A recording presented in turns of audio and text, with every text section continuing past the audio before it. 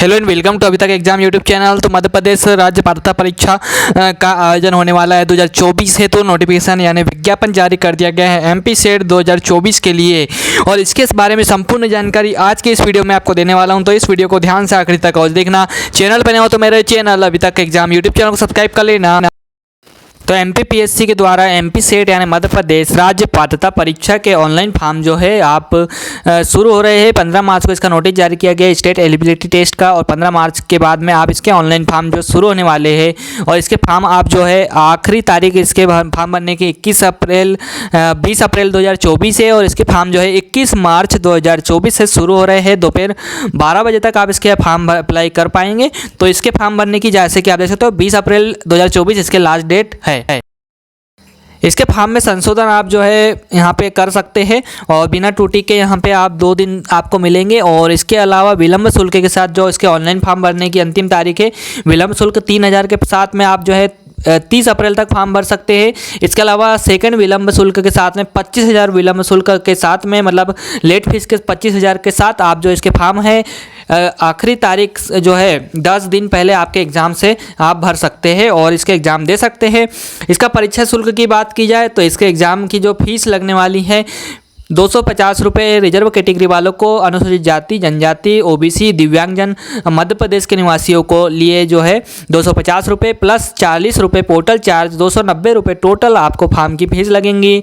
इसके अतिरिक्त जो आपके जनरल कैटेगरी वाले, अनरिजर्व कैटेगरी वाले हैं, अनारक्षित वर्ग है, उनके लिए जो है 500 रुपये फॉर्म फीस है। और अन्य राज्य वाले जो दूसरे राज्य वाले उनके लिए भी 540 है, और अनरिजर्व वाले के लिए भी 540 फीस लगेंगी। यहाँ पे दी हुई है फीस के बारे में 3000 यहाँ पे लेट फीस पहली वाले चरण के लिए, दूसरे चरण के लिए 25,000 लेट फीस यहाँ दिया हुआ है। तो चलिए अब इसके बारे में और ज़्यादा जानकारी हम नीचे देख लेते हैं। महत्वपूर्ण बिंदु यहाँ पे दिए हुए हैं जैसे कि आप देख सकते हो। तो यहाँ पे आपको पात्रता परीक्षा चयन जो है ऑफलाइन मोड में आयोजित की जाएंगी। OMR सीट के द्वारा एग्जाम आयोजित किया जाएगा। पात्रता परीक्षा जो है 20 विषयों में आयोजित की जाएंगी। असिस्टेंट प्रोफेसर बनने के लिए मध्य प्रदेश राज्य में इसका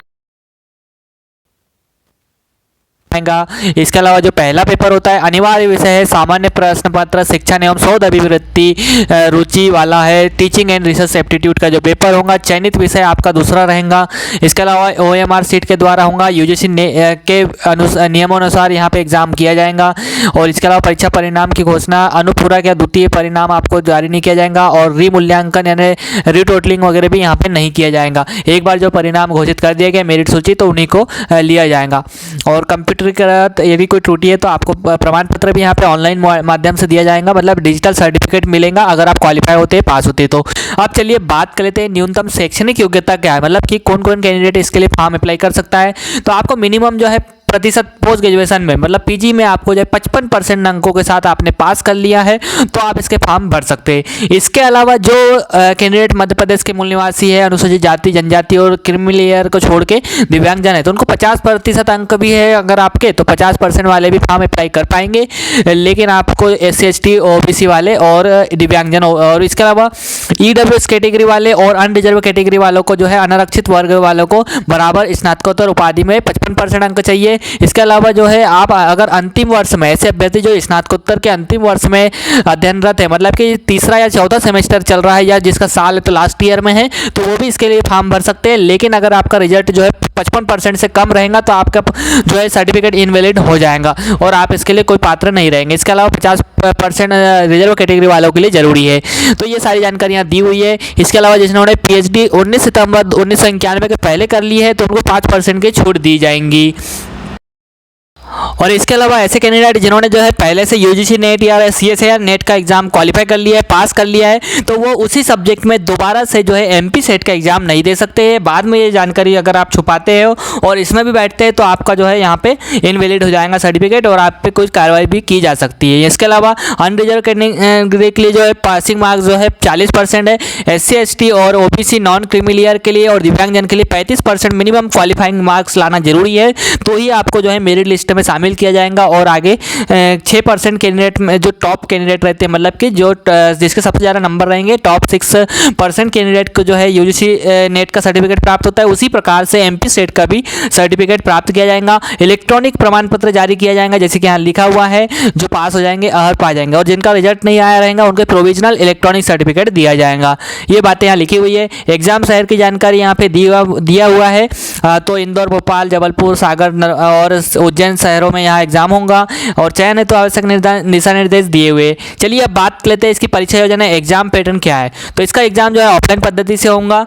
2 प्रश्न पत्र रहेंगे। पहला एक पेपर जो रहेगा अनिवार्य रहेगा सभी सब्जेक्ट वालों के लिए, और दूसरा आपका चयनित विषय रहेगा। तो पहला सब्जेक्ट जो आपका रहेगा वो आपका 50 प्रश्न रहेंगे और 100 नंबर का रहेगा। दूसरा जो आपका चयनित रहेगा, जैसे अगर आपका फिजिक्स है या इकोनॉमिक्स है या मैथमेटिक्स है या हिंदी है, तो ये आपका चयनित विषय लिया तो इसके 100 प्रश्न आएंगे, 200 नंबर के रहेंगे। टोटल आपका 300 नंबर का पेपर रहेगा और 150 प्रश्न रहेंगे, 150 प्रश्न रहेंगे। 300 नंबर का एग्जाम होगा। इसमें आपको जो समय मिलने वाला है टोटल 3 घंटे का आपको समय अवधि रहेंगे। 180 मिनट आपको टाइम लिमिट मिलेगा, और इसके 180 मिनट के अलावा आपको 20 में जो है 5 मिनट मिलते हैं कापी वगैरह चेंज करने के लिए, जो कि आपका पेपर 1 और पेपर 2 के बीच में समय मिलेगा। इसके अलावा 10 मिनट आपका पहले आपको जो है ओएमआर सीट और कापी वगैरह ओएमआर सीट और आपका पेपर आपका 5 मिनट पहले या 2 मिनट दिया जाएगा। इसके अलावा राज्य पात्रता परीक्षा किसी भी प्रारूप में अगर आपने पास कर ली है CSIR या फिर तो यहाँ पे आप फॉर्म नहीं भर सकते। इसके अलावा आपका जो CSIR और इनका जो साइंस सब्जेक्ट वालों का जो सिलेबस है वो आपका CSIR के द्वारा जो निर्धारित किया गया है पाठ्यक्रम, वही सेम सिलेबस रहता है यहाँ पे आपका राज्य पात्रता परीक्षा में भी। अंकन योजना यहाँ पे 2 नंबर का आपका एक प्रश्न है। नेगेटिव मार्किंग यहाँ पे कोई नहीं की जाएंगे, ऋणात्मक मूल्यांकन नहीं किया जाएगा, यहाँ लिखा हुआ है। एक अभ्यर्थी को सिर्फ एक ही उत्तर के तौर पर चुनना है। किसी अनुत्तरित प्रश्न के लिए कोई अंक नहीं दिया जाएगा। एक से अधिक अगर आप देंगे तो आपको उन अभ्यर्थियों को अंक प्रदान किया जाएगा जिन्होंने किसी भी सही उत्तर का चयन किया है। इसके अलावा पेपर आपका अंग्रेजी और हिंदी दोनों माध्यम में होगा।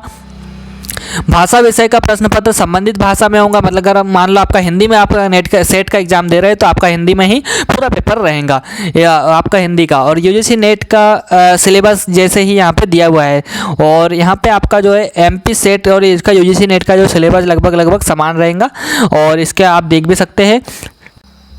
आवेदन फॉर्म में आपको सारी जानकारी सही सही भरना है, सही सही फिल करना है। इसके अलावा आपके जो सब्जेक्ट है वो क्या क्या रहेंगे, 20 विषय है, उनके स्नातकोत्तर उपाधि मुख्य सह विषय की यहाँ सूची दी हुई है, मतलब कौन कौन से सब्जेक्ट आने वाले हैं इसमें फॉर्म भर सकते हैं। तो जो पेपर 1 होने वाला है वो सबको देना है, जो कि पेपर कोड यहाँ पे 1 लिखा हुआ है, अनिवार्य प्रश्न पत्र। इसके अलावा ऐच्छिक द्वितीय प्रश्न पत्र अगर आप रसायन विज्ञान से फॉर्म भरते हैं, केमिस्ट्री से, तो यहाँ पे आपको केमिस्ट्री के सब्जेक्ट दिए हुए हैं, सह विषय यानी कि एलाइड सब्जेक्ट भी कहा जाता है, तो इसका पेपर कोड 2 रहेगा। इसके अलावा और भी ऐसे सब्जेक्ट है, इसमें अगर आपने सह विषय में MSc किया तो भी आप इसमें फॉर्म भर सकते हैं।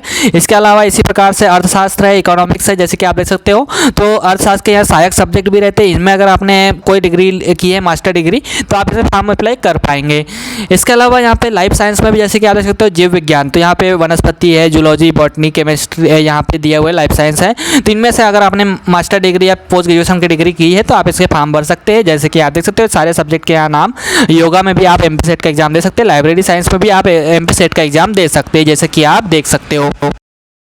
एग्जाम के बारे में निर्देश दिया है, तो परीक्षा से 10 दिन पहले आपको एडमिट कार्ड प्राप्त हो जाएंगे, और इसके अलावा प्रवेश पत्र पे आपकी सारी जानकारी दी रहेंगी, इंपॉर्टेंट इंस्ट्रक्शन वगैरह वहीं दिया रहेगा। एक आपको आईडी कार्ड जो है ओरिजिनल वाली लेकर जाना पड़ेगा एग्जाम सेंटर पे, और आपका प्रवेश पत्र आपको लेकर जाना पड़ेगा। तो आप फॉर्म भरने के बाद आपको सारी प्रोसेस मिलेंगी। अगर आपको कुछ जानना चाहते हो तो यहाँ हेल्पलाइन नंबर दिया हुआ है, तो MPPSC का ये हेल्पलाइन नंबर है, यहाँ पर आप जानकारी और हासिल कर सकते हैं। अवकाश के दिनों के मतलब संडे वगैरह आप इसे फ़ोन नहीं कर सकते, आपको जानकारी नहीं मिलेंगी।